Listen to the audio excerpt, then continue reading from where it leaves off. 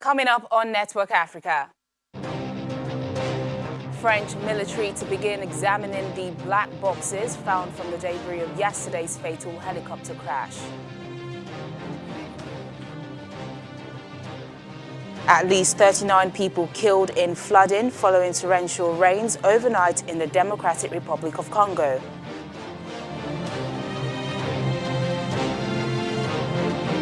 Plus, senior doctors to join the strike in Zimbabwe, demanding the reinstatement of junior doctors.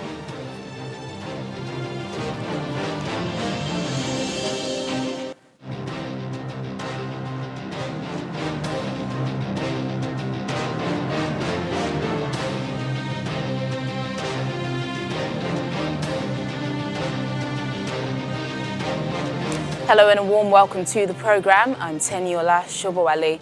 Investigators have found the black boxes from yesterday's helicopter crash that killed 13 French soldiers in Mali. The French military says they will soon start examining the boxes, even as the bodies of the soldiers will be repatriated to France. French Defense Ministry has also released portraits of the 13 troops. 7 of the soldiers came from the same base in the city of Pau in southwest France, and 4 came from a base in Gap, southeastern France.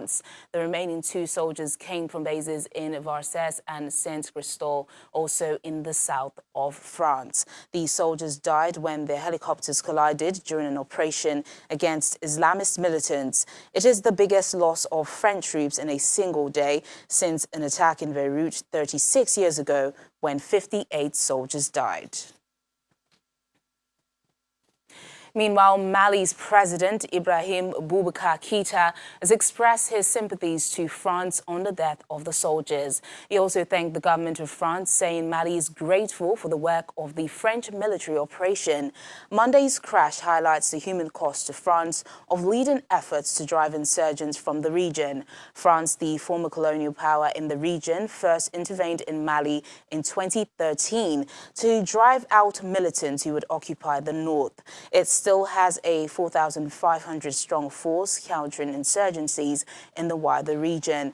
Rather than stabilizing, security has progressively worsened in the West African Sahel, an arid region which lies just below the Sahara Desert.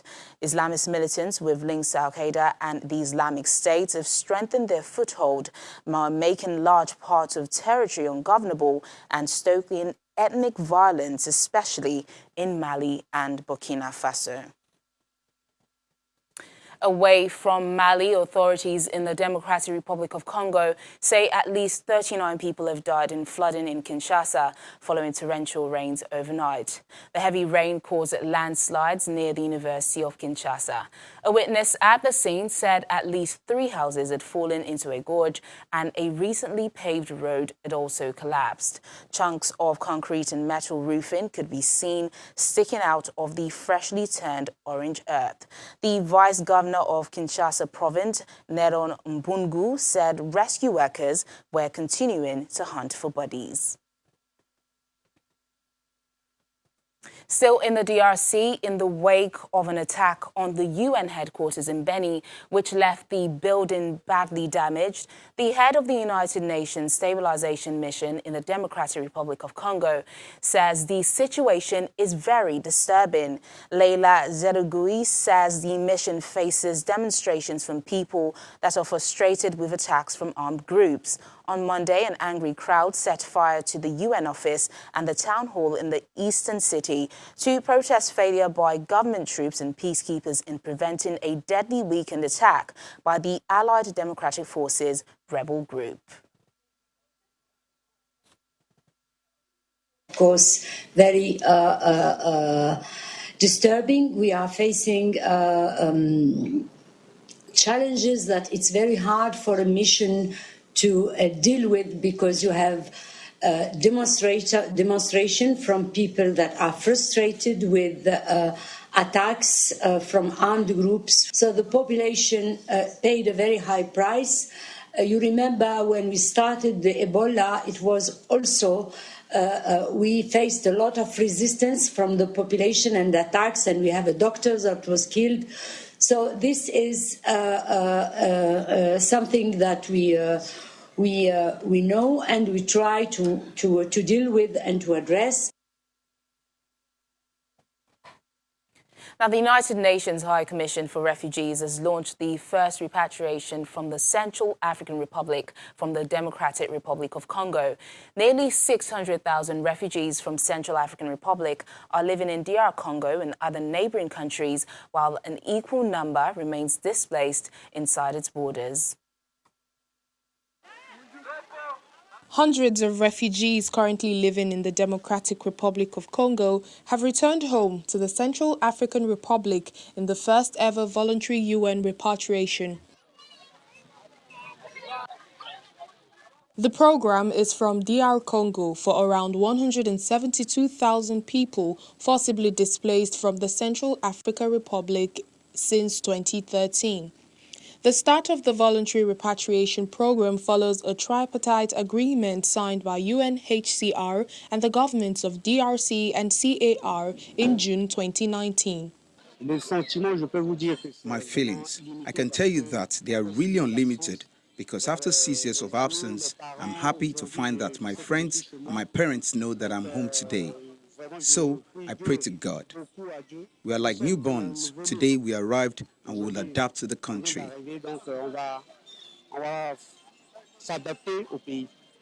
Since the agreement, some 4,000 people have signed up for the program, indicating their wish to be helped to go home by the end of 2019. Although some refugees have been organizing their own returns, UNHCR plans to assist 25,000 people by the end of 2020 through this gradual program. We hope to continue, and with the funding that we have for a limited number of refugees, we are going to do it until the end of this year, and we will be continuing throughout 2020 to make sure that those who have expressed the will to come back will be able to do so. The returnees say better security in their areas of origin and the peace agreement between the CAR government and armed groups are the main reasons for their decision to end their exile. In Central African Republic, the refugees are returning to areas in Bangui where the situation has improved over the past 2 years. Voluntary returns are based on individual refugee decisions, and continued protection in hosting countries will be needed for those who do not feel safe to return home. Now, the people of Namibia are voting to elect a new president in parliament against a backdrop of discontent over a lagging economy and massive unemployment. But analysts say the ruling SWAPO party, which has been in power since independence from South Africa in 1990, is unlikely to lose its majority. President Hage Geingob, who is seeking a second 5-year term, is facing a number of challenges, including the country's first female presidential candidate, Esther Muinjan-Gui. Mr. Geingob's government has recently been rocked by a bribery scandal. The former Justice Minister, Saki Shangala, has been arrested in connection with the awarding of fishing contracts to an Icelandic firm.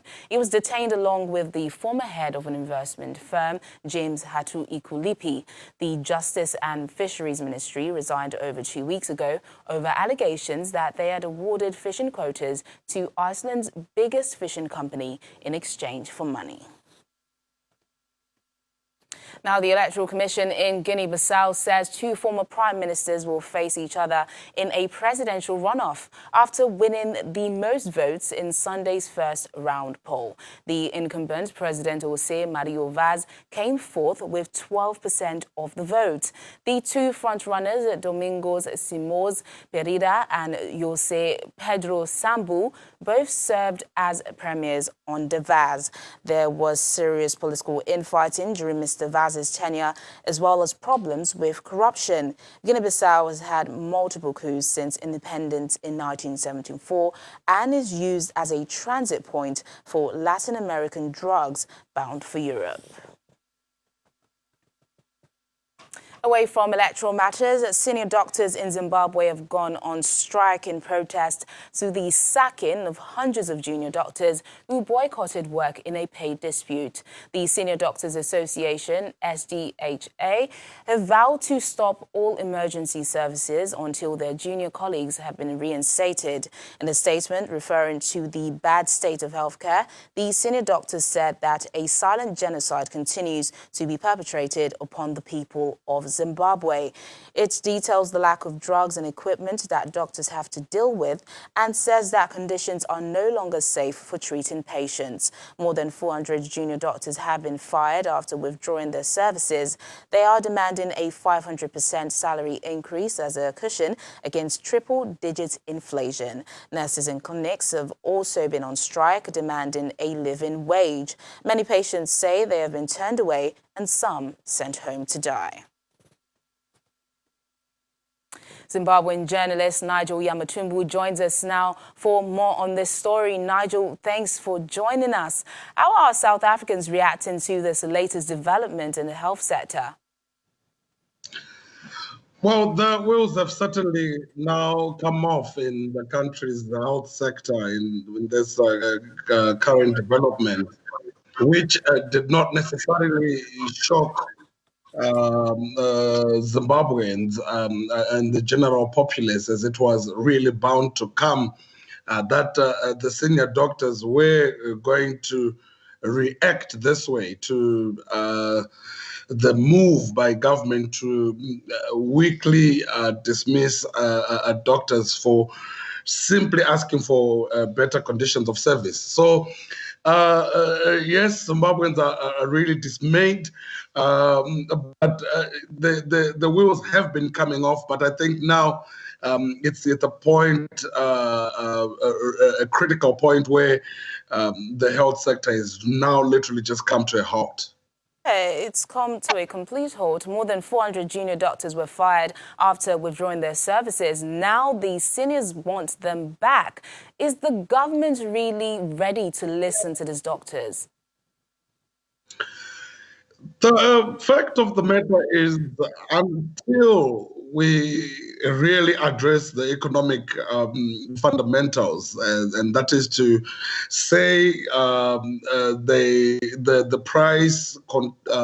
prices speak to the exchange rate. Be it the official interbank rate between the Zimbabwean dollar or the surrogate currency RTGS dollar to the United States dollar.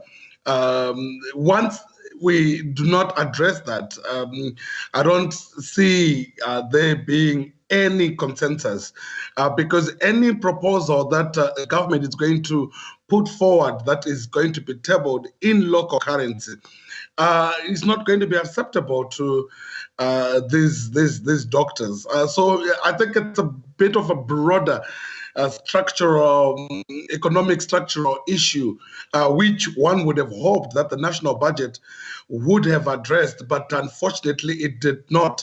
And what is going to happen is the emergence of the informalization of the health sector, which is already which is already taking place. Some also resorting to traditional methods of delivery, which obviously poses risks in maternal death and so forth. So it is in the crisis. Yeah. Nigel, just give us a picture of the situation. You know, the doctors complain of a lack of drugs and equipment. Is this the actual situation? Yes, and it's unfortunately so, because most of these drugs are imported, and or at least what is required to come up with these drugs would require foreign currency. So what we are currently experiencing is just but the offshoot of this real economic challenge that we have, which is obviously linked to the political question. Medicine is available in pharmacies, which are private, but is being sold at exorbitant prices, which is beyond the reach of many, or it is being sold at a fair US dollar fair. And then they are accepting the US dollar, despite the government's statutory instrument barring the trade and use of the US dollar for transactions. So there is no medicine. That's the long and short of it. All right, then, Nigel, thank you so much for speaking to us on the program. Okay, sure, my pleasure. Still to come on the program. A woman survives after a lorry landed on top of her car in the coastal town of Port Elizabeth. That's in a moment. Stay with us.